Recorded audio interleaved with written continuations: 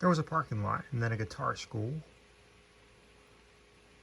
and then Fred's OK used car lot, and then the hypnotist's house.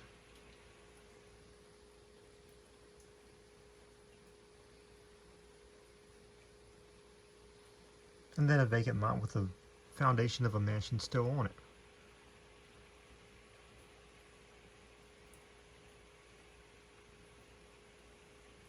And then the Bealers brothers' funeral home. Autumn winds, experimenting with the idea of hard winter, made little twists of soot and paper. Made the plastic propellers over the used car lot go.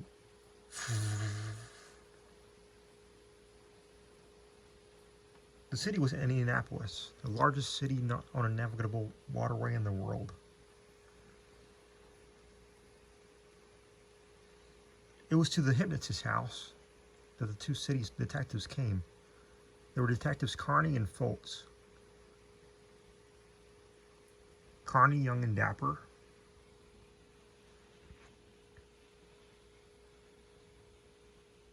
Foltz, middle-aged and rumpled.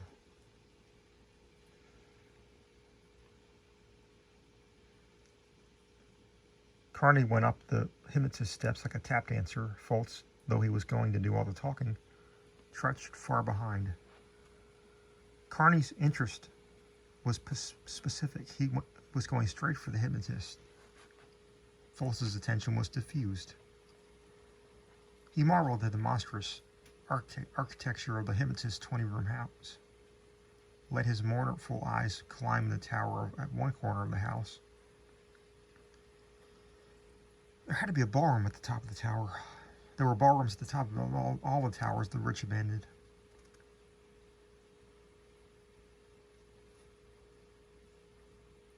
Foltz reached the hypnotist's door at last, rang the doorbell. The only hint of quackery was a small sign over the doorbell. Kate Holloman Weems, it said. Hypnotic therapy.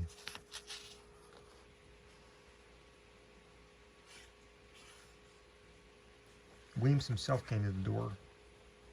He was in his 50s, small, narrow-shouldered, neat. His nose was long, his lips were full and red. His bald head had a seeming phosphorescence. His eyes were unspectacular, pale blue, clear, ordinary. Dr. Weems? Said Foltz, grumpily polite. Dr. Weems, said Weems. There's no Dr. Weems here. There's a very plain Mr. Weems. He stands before you. In your line of work, said Foltz, I think a man would almost have to have some kind of doctor's degree. As it happened, said Weems, I hold 2 doctor's degrees. One from Budapest, another from Edinburgh. He smiled faintly. I don't use the title doctor, however. I wouldn't want anyone to mistake me for a physician. He shivered in the winds. Won't you come in?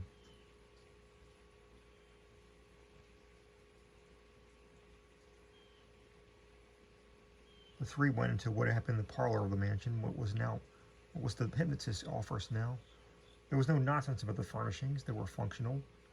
Gray enameled steel, a desk, a few chairs, a filing cabinet, a bookcase. There were no pictures, no framed certificates on the high walls. Weems sat down behind his desk, inviting his visitors to sit. The chairs aren't very comfortable, I'm afraid.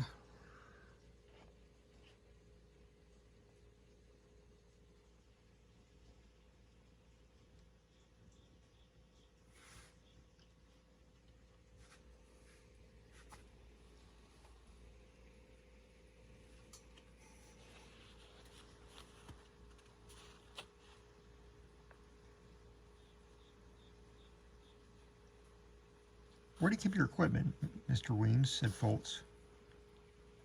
What equipment is that? Said Weems.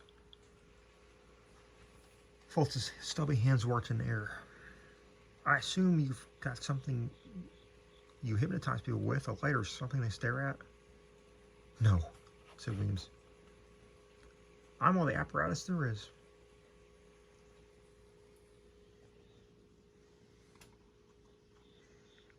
You pull the blinds when you hypnotize somebody? Said Foltz. No, said Weems. He volunteered no more information, but looked back and forth between the detectives, inviting them to state their business. We're from the police, Mr. Weems, said Foltz. And he showed his identification. You were not telling me the news, Weems said. You were expecting the police, said Foltz. I was born in Romania, sir, where one is taught from birth to expect the police. I thought maybe you had some idea what we were here about, said Foltz. Weems sat back, twiddled his thumbs. Oh, generally, he said. I arouse vague fears among the simpler sorts wherever I go. Sooner or later, they coax the police into having a look at me to see if I might not be performing some black magic here. You mind telling us what you do here? Said Foltz. What I do, sir, said Weems, is as simple and straightforward as what a carpenter or any other honest workman does. My particular service has to do with the elimination of the undesirable habits or unreasonable fears. He startled young Carney by gesturing at him suddenly. You, sir, obviously smoke too much. If you were to give me your undivided attention for 2 minutes, you would never smoke again. Would never want to smoke again. Carney put out a cigarette. I apologize. I must apologize for the chair you're sitting on, sir, said Weems to Carney. It's brand new, but something's wrong with the cushion. There's a small lump on the left side. It's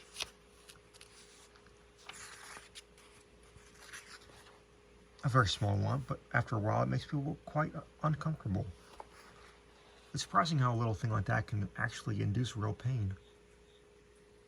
Curiously enough, people usually feel the pain in their neck and shoulders rather than the lower spine. I'm all right, said Carney. Fine, said Weems. He turned to Foltz again. If a man had fear of firearms, for instance, and his work made it necessary for him to be around them, I could eliminate that fear with hypnosis. As a matter of fact, if policemen say we're only a moderately good pistol shot, I could steady his hands enough by means of hypnosis to make him an expert.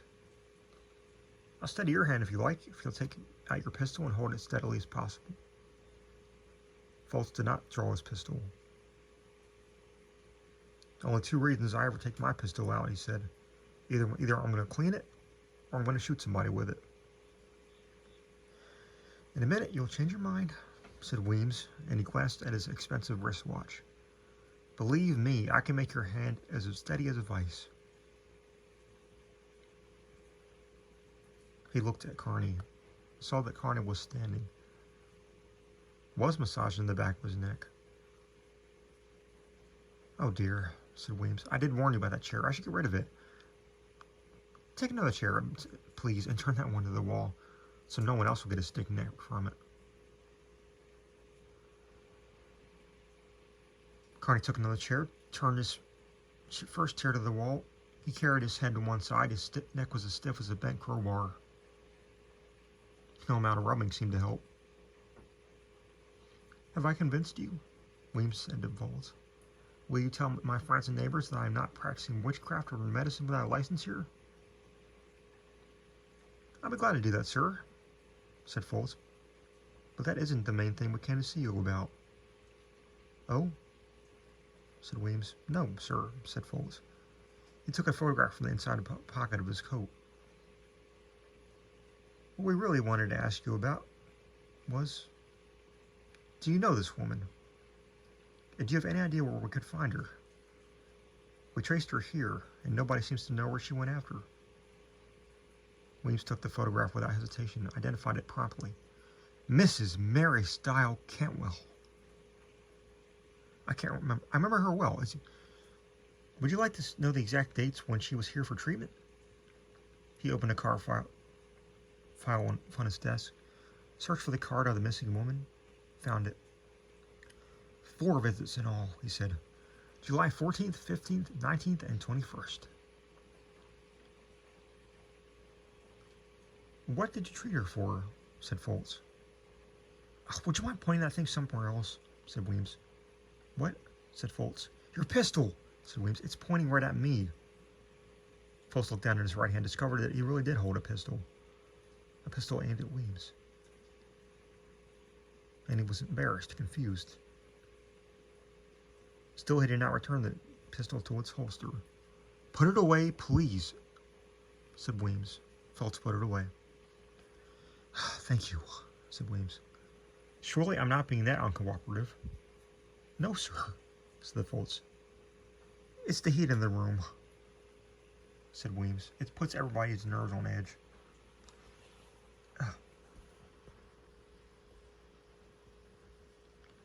The heating system is very bad.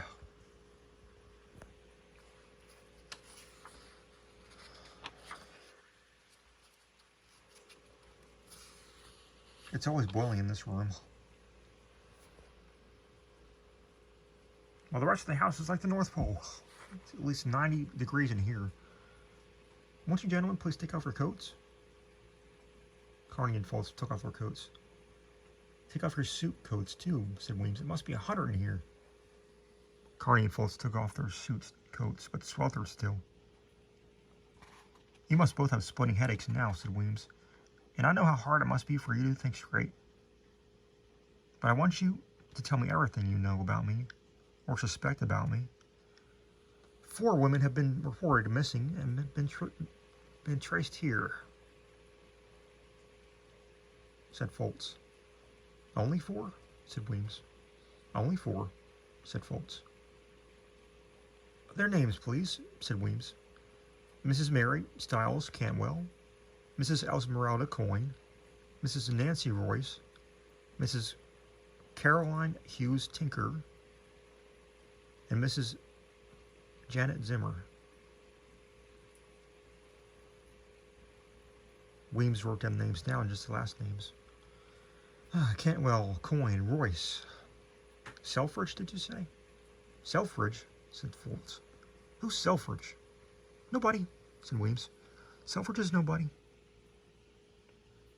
Nobody? Echoed Foltz blankly. What did you think I did with these women? Said Weems. We think you killed them, said Foltz. They were all fairly rich widows. They all drew their money out of the bank after they came to see you, and they all disappeared after that.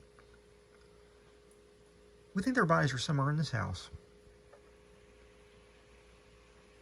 Do you know my real name? Said Weems. No, said Foltz. When we get your fingerprints, we'll figure that out. You're wanted in a lot of places. I will save you that trouble, said Weems. I will tell you my real name. My real name, gentlemen, is Rumpelstiltskin. Have you got that? I will spell it for you. Rumpelstiltskin. Rumpelstiltskin,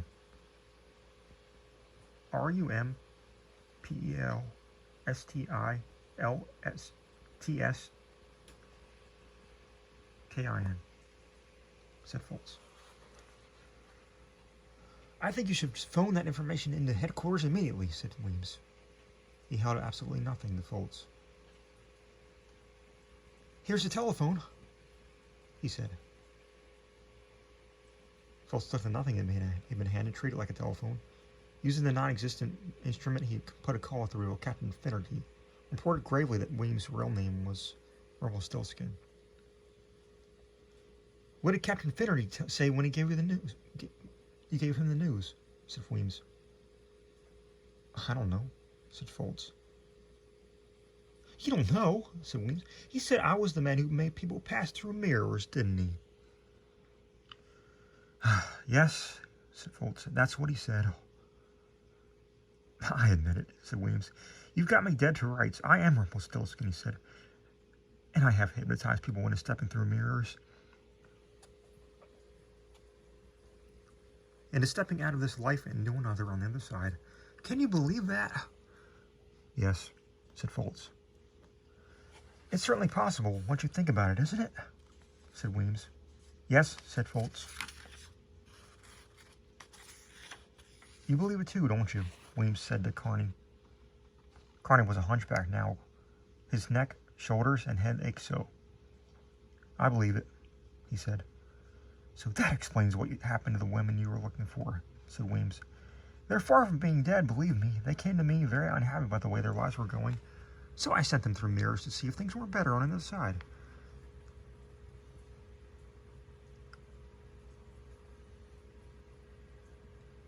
In every case,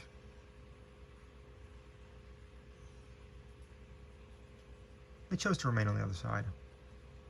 I'll show you in a moment the mirrors they went through, but first I'd like to know if there's any more police outside or on the way here. No, said Foltz. Just you two? Yes, said Foltz. Weems clapped his hands lightly. Well, come along, gentlemen. I'll show you the mirrors. He went to the office door, held it out open for his guests.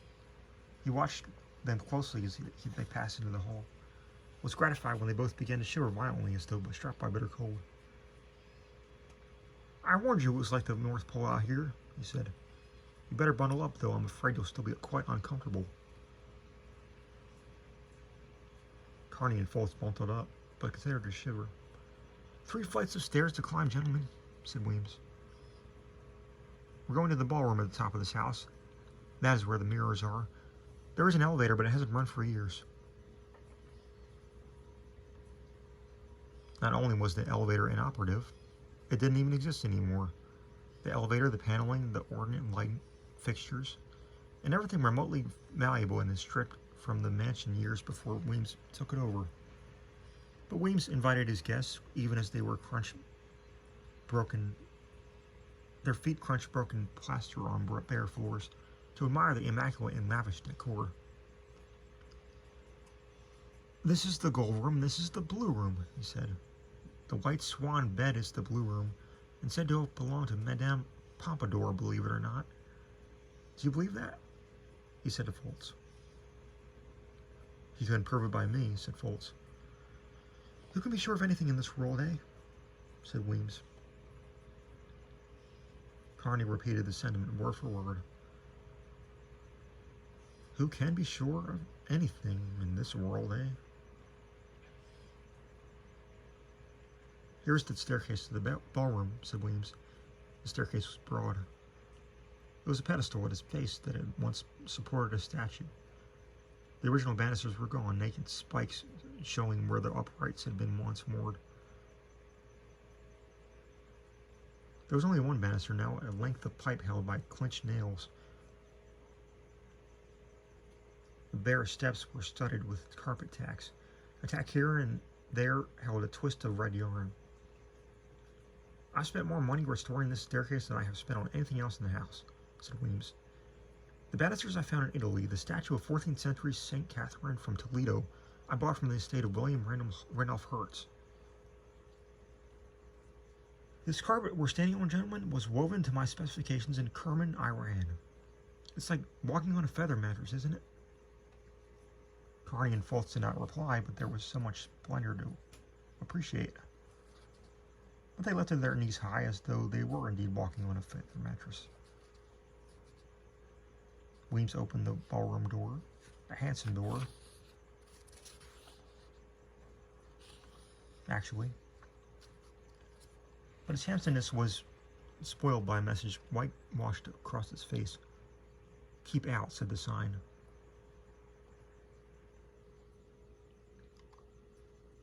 Two coat hangers hung from the doorknob tinkled tinnily as Weems opened and closed the door. The ballroom at the tower's top was circular. Around its walls, full-length mirrors, altered with ghastly lead glass windows of purple, mustard, and green.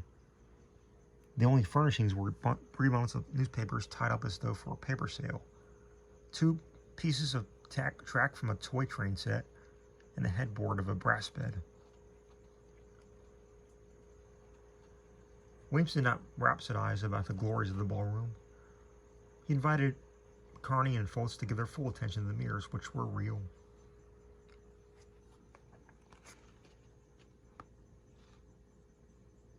And the play of mirrors on mirrors gave each mirror an aspect of a door leading to infinite perspectives of other doors.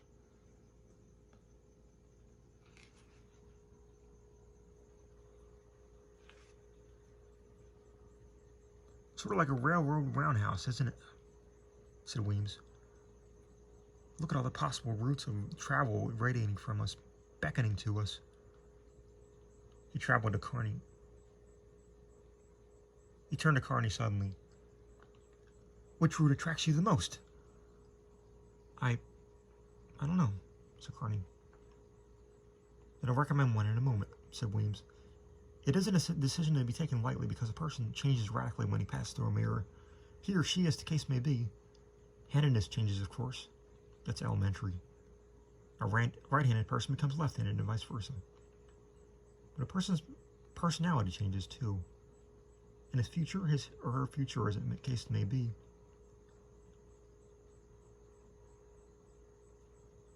The women we're looking for, they went through those mirrors? These mirrors? Said Foltz. Yes, the women you're looking for, and about a dozen more you're not looking for besides, said Weems. They came to me with the shapeless longing of widows with money, but without confidence, hope, irresistible beauty, or dreams. They've been to physicians and quacks of every sort before they came to me. They could describe neither ailment nor the hope for cure. It was up to me to define both.